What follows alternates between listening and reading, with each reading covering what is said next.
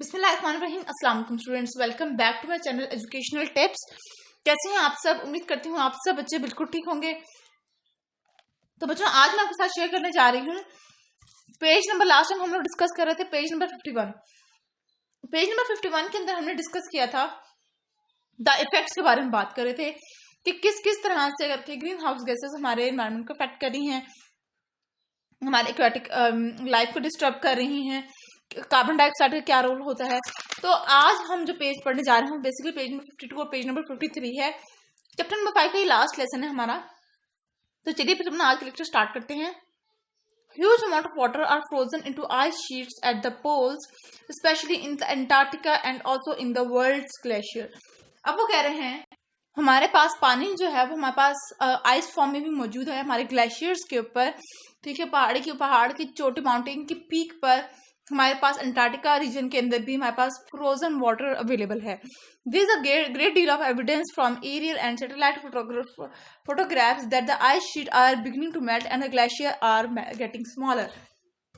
अब जब हम लोगों ने देखा कि हम हमारे इन्वायरमेंट के इफेक्ट के बारे में बात की, हमारे टेम्परेचर के चेंज के बारे में बात की, हमारे पास गर्मियों का ये जो टेम्परेचर इतना ज़्यादा हाई होता है, इसके ऊपर जब देखा गया, इसके ऑब्जर्वेशन को देखा गया, तो ये बात कंक्लूजन में लाई गई कि हमारे पास जो हमारे पास आइस फॉर्म में जो वाटर मौजूद है वो मेल्ट होना शुरू हो गया है, जिसकी वजह से अक्सर हमारे पास गर्मियों में ऐसा होता है कि हम कहते हैं ना कि अब तो सैलाब आने वाला है, पानी की लेवल राइज हो गया है, समुद्र में पानी का लेवल राइज हो गया है। वो इसकी वजह से होता है क्योंकि पानी ज़्यादा वाटर जो हमारे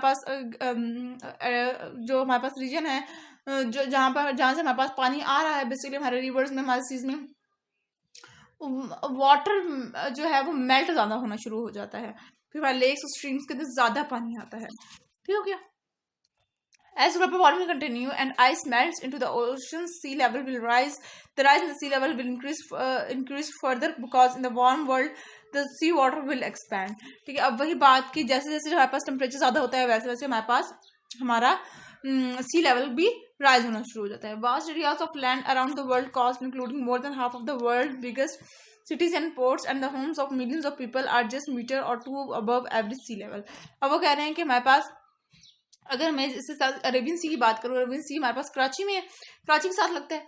अब वहाँ की आबादी इस चीज़ से अफेक्ट होती है क्योंकि कुछ ही टाइम मतलब पानी ज़्यादा से ज़्यादा सी का लेवल राइज होगा, हमारे पास सैलाब आने का वो खतरा होगा।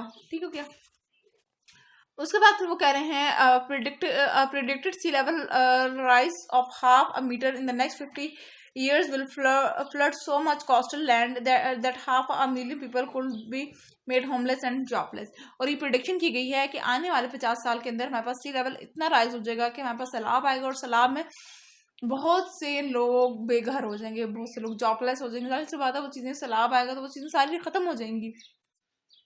Assembly of the main causes and the effect of air pollution, ये हमारे पास एयर पोल्यूशन के कॉजेज और इफेक्ट्स दिए हुए हैं।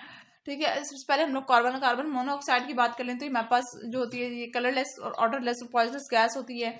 इसका सोर्स क्या होता है? ये हमारे पास स्मोक, सिगरेट वगैरह से आती है। जब भी कोई चीज़ हम लोग बर्न कर रहे होते हैं उसके जरिए में कार्बन के कंपाउंड्स निकलते हैं, तो वहाँ से ये कार्बन मोनोऑक्साइड की जनरेशन हो जाती है। अब इसका इफेक्ट क्या होता है कि हमारे सर में दर्द होना शुरू हो जाता है, हमारा दिमाग दर्द करना शुरू होता है, उसको कोई अंदर कोई ना कोई इशू आती है, और ये इवन ज़्यादा अगर हम लोग ज़्यादा इनहेल कर लें कार्बन मोनोऑक्साइड तो हमारी डेथ भी हो सकती है। सल्फर डाइऑक्साइड की बात करें तो ये हमारे पास कलरलेस होती है, पिगमेंट स्मेल होती है, यानी कि चुभने वाली होती है। ठीक है, अच्छा, ये हमारे पास पावर स्टेशन के अंदर जब हमारे पास कोई भी चीज़ बर्न होती है, यानी कि हमारे पास फैक्ट्री से निकलने वाला धुआं जो है वो उसका मेन सोर्स है। इसके अंदर हमारे सांस लेने के मसले हो जाते हैं, हमारे पास लंग कैंसर हो जाता है और इससे एसिड रेन भी होती है। ऑक्साइड्स ऑफ नाइट्रोजन की बात करें तो हमारे पास बहुत जहरीली गैस है, ये हमारे पास फॉसिल फ्यूल से आती है और ये इसी तरह से हमारे पास व्हीकल से निकल रही होती है। इसके अंदर हमारे पास क्या होता है, इसके अंदर इफेक्ट्स की बात करते हैं तो इसके अंदर हमें ब्रीथिंग प्रॉब्लम होता है, हमारे पास लंग्स डैमेज हो जाते हैं, हमारे सर दर्द करता है, एसिड रेन बनाता है और साथ साथ ये ग्लोबल वार्मिंग भी कॉज करता है। अब आ जाते हैं हम लोग क्लोरोफ्लोरोकार्बन के ऊपर। क्लोरोफ्लोरोकार्बन जो है वो भी कलरलेस गैस है। अगर सोच की बात करें तो हमारे पास ये जो स्प्रे वगैरह होते हैं ये इसकी कॉज है, या एक रेफ्रिजरेटर कॉज है, इस हिसाब से हमारे पास एयर कंडीशनिंग यूनिट्स की कॉज है। ठीक है, उसके इफेक्ट की बात करते हैं तो ये हमारे पास ओजोन लेयर की थिनिंग करता है, यानी पतली कर देता है ओजोन लेयर, और ये ग्लोबल वार्मिंग कॉज करता है।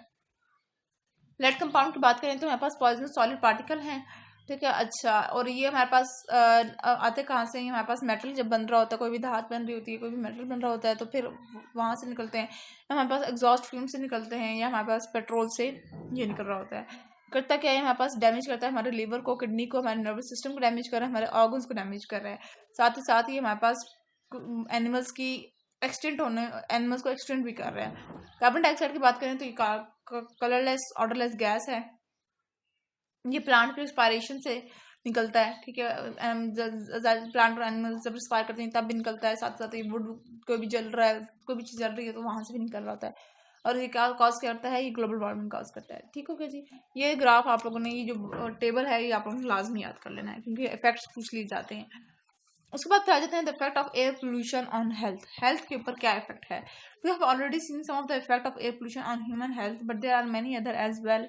हम लोगों ने एयर पोल्यूशन के जो हवाई आलूदी है इसकी इंसानों के हेल्थ के ऊपर तो असरात देख लिया, लेकिन इसके सिर्फ इंसान को इफेक्ट नहीं कर रहा है पोल्यूशन, बल्कि इसके बहुत से और चीज़ों पर भी असरअंदाज होती है।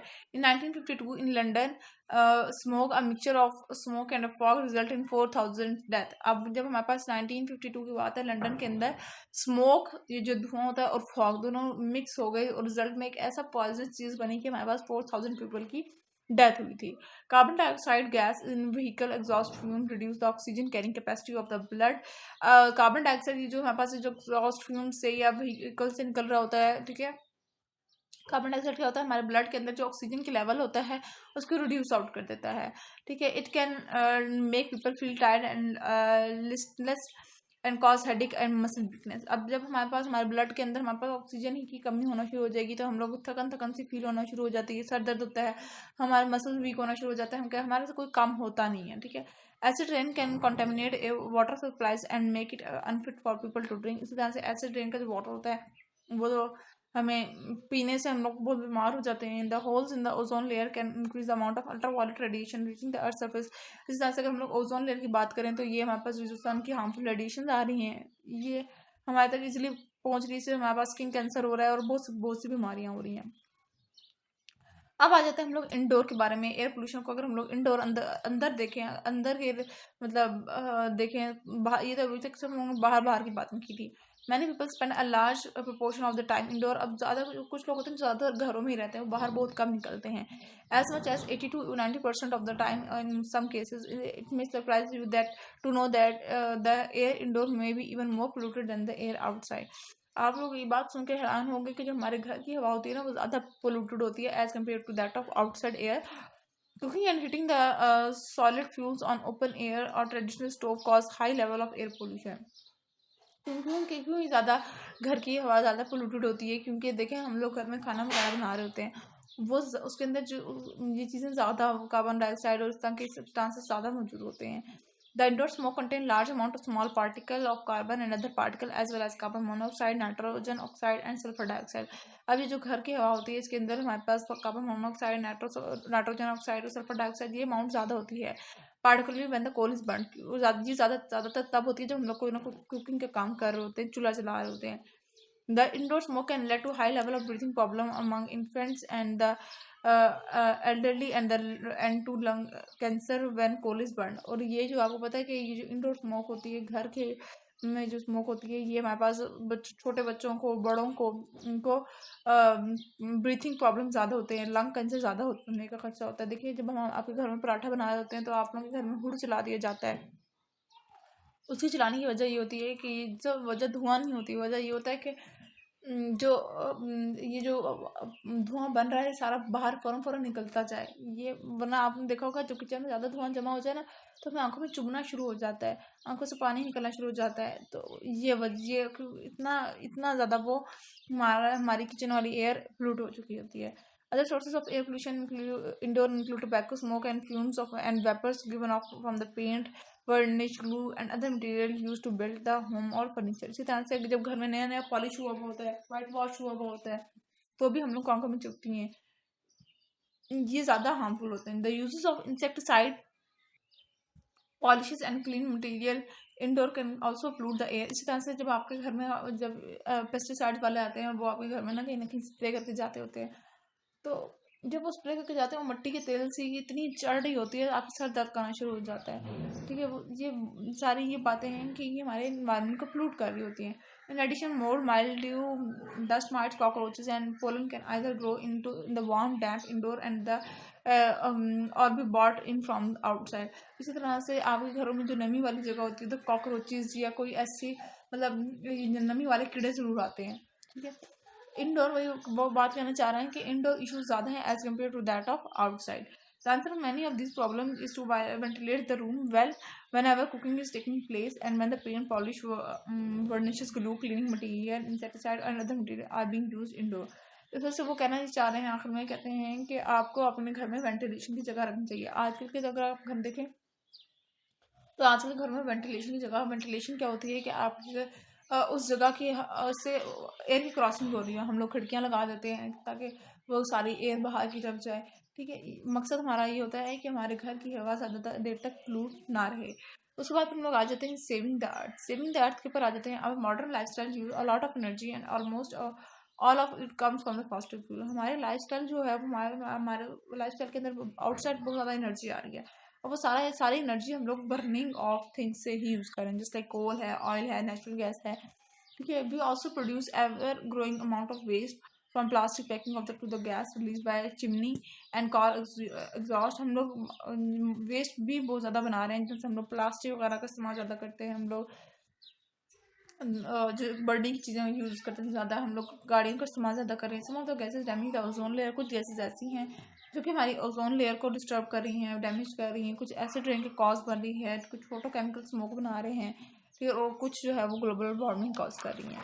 ठीक है, नेक्स्ट पेज पे आ जाते हैं। तो यहाँ पर while it is up to our government to make a big changes such as encourage renewable source of energy helping to reverse deforestation. अभी हमारी हुकूमत और हमारे लोगों के ऊपर डिपेंड करता है, सिर्फ हुकूमत के ऊपर डिपेंड नहीं करता, हमारे लोगों के ऊपर भी डिपेंड करता है कि वो कितना अकल वाला फैसला करते हैं। कि आप लोगों ने अगर थोड़ा सा डिस्टेंस ही के ऊपर ट्रैवल करना है तो आप लोग लोकल ट्रांसपोर्ट यूज़ कर लें, आप अपने ट्रांसपोर्ट यूज़ ना करें।